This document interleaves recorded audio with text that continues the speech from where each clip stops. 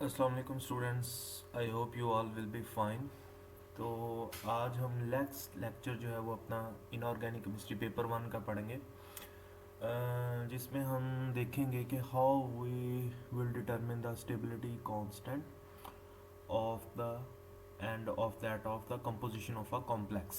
तो क्योंकि stability constant से जो है वो फिर हमें पता लगेगा कि कोई कॉम्प्लेक्स जो है वो कितना स्टेबल है या अनस्टेबल है, और उसी बेस पर हम सारे फैक्टर्स जो है हम स्टडी करते हैं, जैसा कि पिछले लेक्चर में मैंने आपको बताया।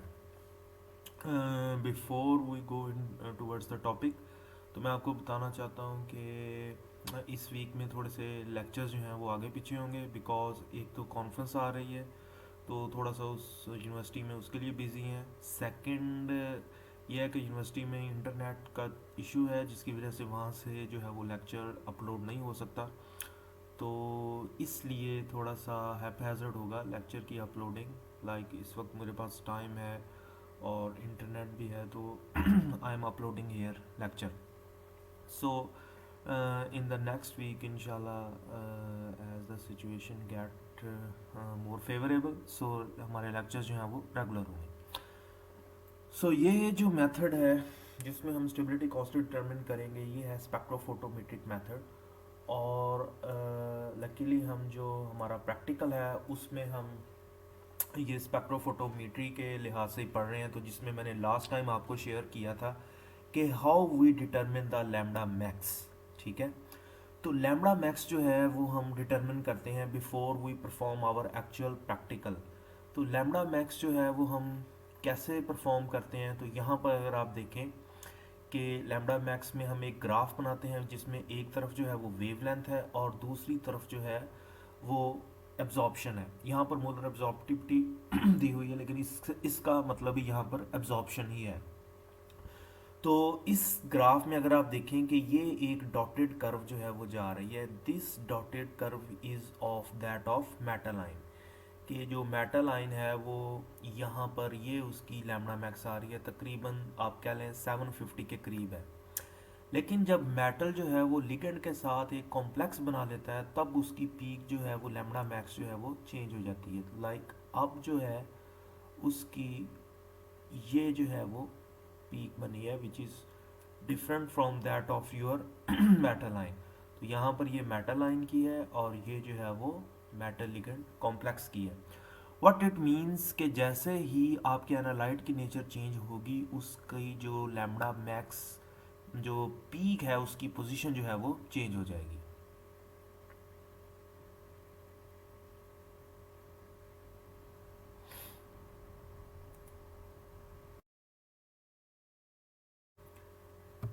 ऐसा क्यों है कि पोजीशन जो है वो चेंज हो रही है? इट्स बिकॉज कि हर जो एनालाइट है उसकी ये करेक्टरिस्टिक जो है वो लैम्डा मैक्स होती है। It is just like a qualitative analysis. तो हमें पता लग जाता है कि यहाँ पर अब लैम्डा मैक्स जो है वो चेंज हो गई है। सो नाउ इट इज़ 550, जो कि पहले जो थी वो 750 के करीब थी। इसी तरह अगर हम लिगेंड का कोई लैम्डा मैक्स डिटरमिन करें, तो लिगेंड की भी कोई डिफरेंट एक कहीं जो है वो पीक आएगी।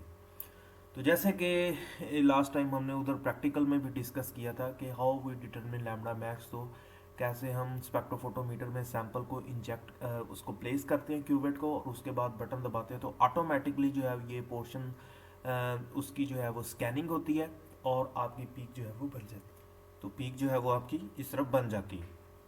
नाउ हम देखते हैं, वहाँ पर भी हमने देखा एक जो ऑब्जर्वेबल चीज़ थी कि कलर्ड सोल्यूशन की वहाँ पर जो है वो पीक आई है।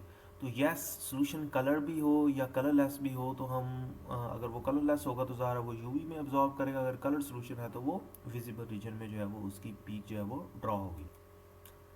अब वहाँ पर मैंने आपने वीडियो देखी होगी, तो आप लोग पूछ सकते हैं कि why we need to determine the lambda max.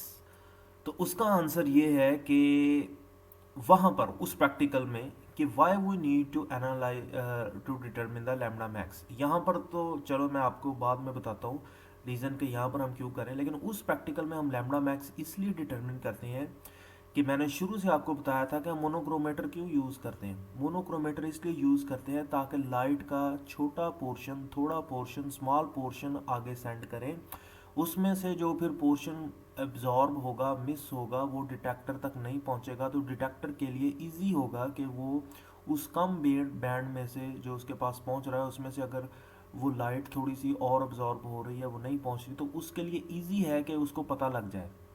ठीक है। तो अब हमें कैसे पता लगेगा कि हम कौन सी लाइट आगे भेजें और कौन सी लाइट जो है वो उसको आगे ना भेजें।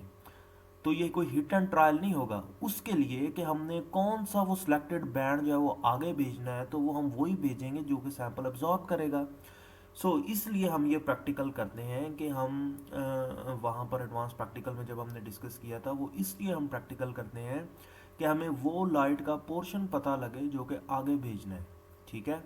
जब ये आंसर आ जाएगा ना, फॉर एग्जांपल लैम्डा मैक्स है 550, तो हम क्या करेंगे कि हम बजाय ये सारी लाइट आगे भेजने के, ये वाली और ये वाली, जिससे टाइम भी लगेगा और डिटेक्टर के लिए भी प्रॉब्लम होगा, हम क्या करेंगे, हम सिर्फ ये वाला रीजन जो है 500 600 ये आगे सेंड करेंगे। जब हम सेकंड, और फिर जब हम सेकंड प्रैक्टिकल करेंगे, जैसे कि डियर केस में किया था, हमने स्टैंडर्ड्स बनाए थे, स्टैंडर्ड्स की एब्जॉर्बेंस की कंसंट्रेशन ली, फिर हमने उसमें अपने सैंपल की ली। तो वो प्रैक्टिकल करने से पहले जब हम ये सिलेक्ट कर लेंगे कि हमने ये नंबर, ये वेवलेंथ सेलेक्ट करके आगे भेजनी है, बाकी सारी लाइट रोकनी है, तो वो इसी तरह ही होगा कि पहले स्टेप में आप सोल्यूशन बनाएं, हर वेवलेंथ को पास करवाएं, जहां पर मैक्सिमम एब्जॉर्बेंस हो रही है वो नोट कर लें। नेक्स्ट टाइम जब आप स्टैंडर्ड्स बनाएंगे और जब आप अपने अननोन सॉल्यूशन की कंसंट्रेशन फाइंड करेंगे, जस्ट लाइक डियर के स्टडी, तो तब आप जो है ये वाली वैल्यू वहाँ पर इंस्ट्रूमेंट में रखेंगे। इसका क्या मतलब है कि आप लाइट को सिलेक्ट कर रहे हैं, आप वो बैंड सिलेक्ट कर रहे हैं जो कि आपने आगे भेजना है, ताकि डिटेक्टर के लिए जो है वो लाइट इजीली जो है वो अब्जॉर्बस हो और वो इजीली जो है वो उसको कैलकुलेट कर ले। आई होप आपको अंडरस्टैंडिंग जो है वो आ गई होगी। यहाँ पर थोड़ा सा एक डिफरेंट पर्पज़ है, वो भी मैं आपको बता देता हूँ कि आपने एक लॉ पढ़ा होगा, बियर लैम्बर्ट लॉ, जो कि हमने आगे जो है वो इस प्रैक्टिकल के बाद एडवांस प्रैक्टिकल में हमें इसे ही डिस्कस करना है। तो बियर लॉ क्या है, या बियर लैम्बर्ट लॉ क्या है, absorbance is equal to epsilon l N c, where l is the path length. ये पाथ लेंथ कौन सी होगी, ये वही सेल की जो है वो लेंथ होगी, जैसे कि 1 सेंटीमीटर, 5 सेंटीमीटर या 10 centimetre. C is the concentration of the complex, e is the molar extinction coefficient, और या इसको हम मोलर अब्जॉर्प्टिविटी भी कहते हैं। और ये जो है वो करेक्टरिस्टिक होता है हर सोल्यूशन का, हर सैंपल का, और ये इसकी नेचर पर डिपेंड करता है। यहाँ पर ये है एब्जॉर्बेंस। ठीक है।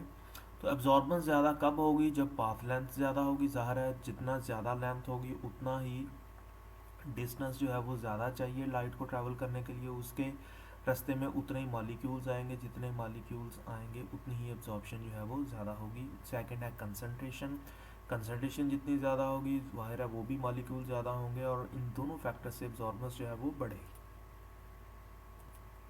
अब यहाँ पर अगर आप देखें कि this is called as Beer Lambert law. Actually absorbance is directly proportional to path length, ये लैम्बर्ट लॉ है, and absorbance is directly proportional to concentration, ये है बियर्स लॉ। लेकिन जब दोनों को कंबाइन करते हैं तो हम इसको इकट्ठा बोलते हैं बियर्स लैम्बर्ट लॉ। ठीक है। अब हम क्या करेंगे कि यहाँ पर ये आपकी इक्वेशन है जो कि कॉम्प्लेक्स का ये फॉर्मेशन कांस्टेंट या स्टेबिलिटी कांस्टेंट जो है वो ये आपने कैलकुलेट करना है। This is the formation constant, ये के एफ है, एंड प्रोडक्ट ओवर रिएक्टेंट्स जो हैं वो यहाँ पर आ जाएंगे। अब अगर आप यहाँ पर देखें कि जो कंसंट्रेशन ऑफ मेटल है वो इन टू फॉर्म्स है, एक मेटल, तो जो कंसंट्रेशन ऑफ मेटल है वो टू फॉर्म्स में होगी, एक मेटल फ्री फॉर्म में और एक मेटल जो है वो कॉम्प्लेक्स की फॉर्म में। इसी तरह जो लिगेंड की कंसंट्रेशन है वो भी टू फॉर्म्स में होगी, एक लिगेंड जो है वो अनकॉम्प्लेक्स फॉर्म में और एक जो है वो कॉम्प्लेक्स की फॉर्म में। ये वही एब्जॉर्बेंस की कंसंट्रेशन जो है वो आ जाएगी, और यहाँ पर A is equal to E L N C, C की जगह जो है यहाँ पर हमने वो कॉम्प्लेक्स जो है वो ले लिया है। अब इसको रीअरेंज करेंगे तो हमारे पास ये इक्वेशन जो है वो यहाँ पर आ जाएगी। अब जहाँ पर हमने एब्जॉर्बेंस की वैल्यू जो है वो लेनी है यहाँ इस इक्वेशन से, सॉरी इस ग्राफ से, ठीक है। और उसके बाद अगर आप देखेंगे कि हमें चाहिए के एफ, तो हमारे पास ये एम एल प्लस टू जो है वो हमें मिल जाएगा इस इक्वेशन से। ठीक है। अब जो एप्सिलॉन है ये कांस्टेंट है, अगर हम कंसंट्रेशन और एल जो है ये अगर यूनिटी इज्यूम करें तो जो आपकी एब्जॉर्बेंस होगी वो इस एप्सिलॉन के बराबर होगी। तो एप्सिलॉन इज़ अ कांस्टेंट, तो इसकी वैल्यू को डिटरमिन करना जो है वो कोई प्रॉब्लम नहीं है। तो हमें ये वैल्यू जो है वो इस इक्वेशन से पता लग जाएगी। ठीक है। अब आगे क्वेश्चन है कि ये और ये किस तरह फाइंड करें। तो ये हम फाइंड करेंगे कि इस वैल्यू को हम अगर यहाँ और यहाँ पुट करें तो इस इक्वेशन से जो है वो हमें हेल्प मिल जाएगी कि what is the concentration of metal and what is the concentration of ligand. ठीक है।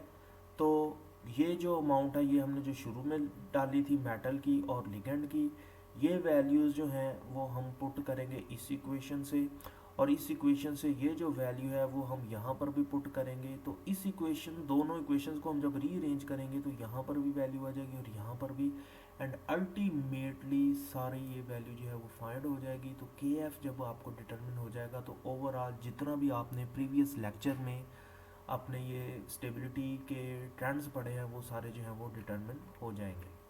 ठीक है। तो आपने जो एब्जॉर्प्शन की जो वैल्यू है वो आपने जो है वो लेनी है टू फाइंड दिस के मेटल और लिगेंड जो है उसकी ये वैल्यू डिफरेंट आएगी, वेयर एज जो अकेली आपकी मेटल है उसकी वो वैल्यू जो है वो डिफरेंट आएगी। तो यहाँ पर अगर आप देख रहे हैं कि there is a difference in height, और ये भी एक प्रॉपर उसमें जो है वो फ़र्क आपको पता लग जाएगा। ये था आज का लेक्चर। आई होप आपको इसकी अंडरस्टैंडिंग होगी। If you have any question about in then let me no.